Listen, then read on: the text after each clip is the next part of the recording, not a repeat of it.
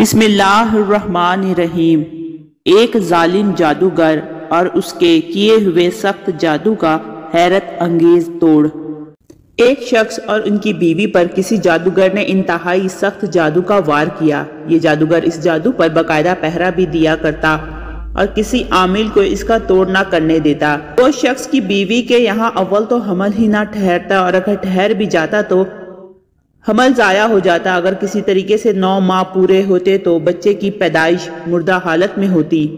یہ شخص انتہائی باکردار اور 5 وقت کے نمازی تھے اور بچوں کو مسجد میں قرآن پاک پڑھایا کرتے تھے۔ بہت علاج کروائے، بہت بڑے بڑے عامل بلوایا اور علاج کروایا، ایڑی چوٹی کا زور لگا دیا، مگر نتیجہ کچھ بھی نہ نکلتا۔ ایک دن ایک انتہائی درویش، باعمل، عالم اور عامل کے پاس جانا ہوا۔ یہ صاحب اپنے استخارہ کے لیے مشہور تھے اور ان کا استخارہ 1 منٹ کا ہوا کرتا تھا۔ 1 منٹ میں سارا راز کھول کر رکھ دیتے۔ اللہ نے بہت عطا کیا تھا ان کو۔ اب یہ پریشانی لے کر ان کی خدمت میں حاضر ہوئے۔ مولوی صاحب نے بتایا کہ یہ کسی عام زور آور جادوگر کا وار نہیں، بلکہ یہ تو کسی خبیث العین، جادو کی دنیا کا انتہائی غلیظ اور ماہر جادوگر کا وار ہے، اور یہ میرے بس سے باہر ہے۔ میں اس عمر میں اتنی سخت محنت نہیں کر سکتا۔ اس کا توڑ بھی کوئی خبیث العین ہی کر سکتا ہے۔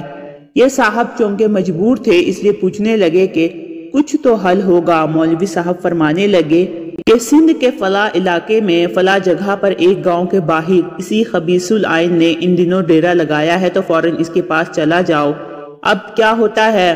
یہ صاحب فوراً سندھ روانہ ہو گئے، اور جیسے ہی اس گاؤں کے باہر پہنچے تو دور سے ایک دہکتا الاؤ لگا ہوا دکھائی دیا۔ انہوں نے بزرگوں کی بتائی ہوئی نشانی دیکھ کر اس کی طرف بڑھنا شروع کیا۔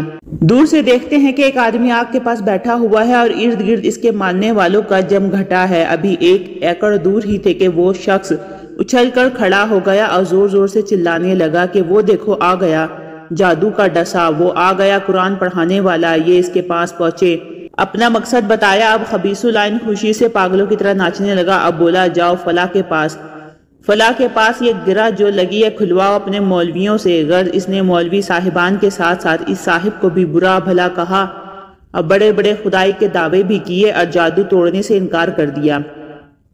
یہ صاحب واپس آئے اور اپنے رب کو پکارا کہ یا اللہ، یہ بھی مخلوق ہے، تو چاہے تو کیا نہیں ہو سکتا۔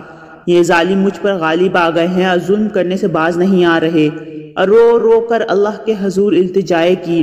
اچانک دل میں ایک خیال آیا کہ جادو کا توڑ تو آقا کریم صلی اللہ علیہ وآلہ وسلم نے معوذ 3 سے کیا تھا، اور جادو بھی انتہائی سخت بلکہ آخری درجے کا تھا۔ جب آقا کریم صلی اللہ علیہ وآلہ وسلم نے معوذ 3 سے یہ جادو توڑا تو میں بھی معوذ 3 ہی پڑھتا ہوں۔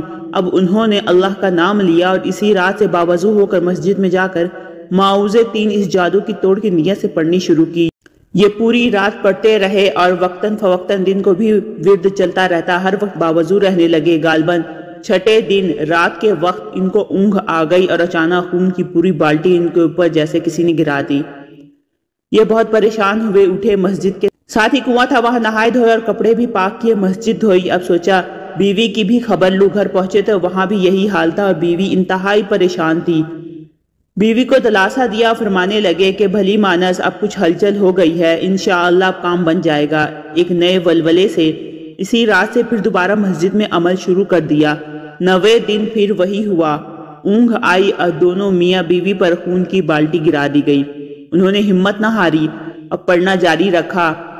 13ویں دن صبح کے وقت وہی سندھ والا خبیث العین مسجد میں داخل ہوا اور آتے ہی پیروں میں گر کر معافیا مانگنے لگا۔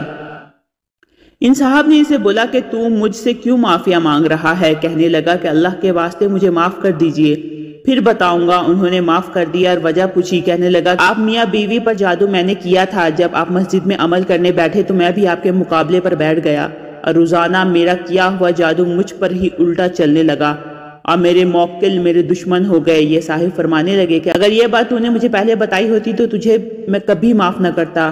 بہرحال یہ جادوگر معافی مانگ کر اپنی جان بچا کر واپس سندھ لوٹ گیا، کیونکہ اگر وہ معافی نہ مانگتا تو جان سے ہاتھ دھو بیٹھتا۔ انہوں نے اللہ کا شکر ادا کیا، مگر جادوگر کی صلح کا اعتبار بھی نہ کیا اور 41 دن مسلسل عمل کرتے رہے۔ اس کے بعد اللہ نے ان کو نرینہ اولاد سے نوازا اور 2 سے زائد بیٹے عطا فرمائے، اب بندش ہمیشہ کے لیے ٹوٹ گئی۔